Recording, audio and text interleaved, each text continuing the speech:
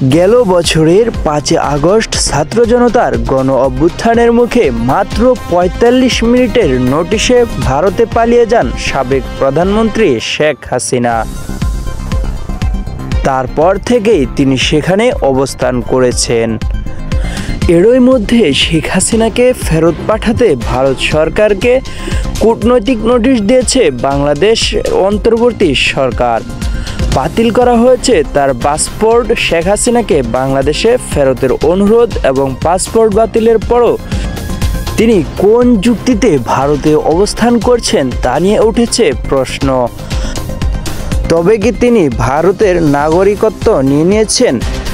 দিল্লিতে অবস্থানরত শেখ হাসিনার প্রতিবেশী দেশের নাগরিকত্ব গ্রহণ করেছেন কিনা সে বিষয়ে কোনো তথ্য জানা নেই বাংলাদেশের সরকারের।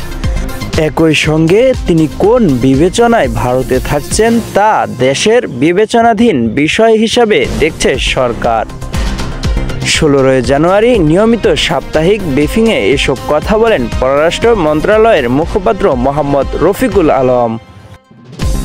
তিনি বলেন, সাবেক প্রধানমন্ত্রী শেখ হাসিনা ভারতের নাগরিকত্ব গ্রহণ করেছেন কিনা সে তথ্য পররাষ্ট্র মন্ত্রণালয়ে নেই। এছাড়াও তিনি কোন স্ট্যাটাসে সেখানে আছেন সেটা ভারত সরকারের বিবেচনাধীন বিষয়। সাদিকুল ইসলাম, উন্মুক্ত বাংলা।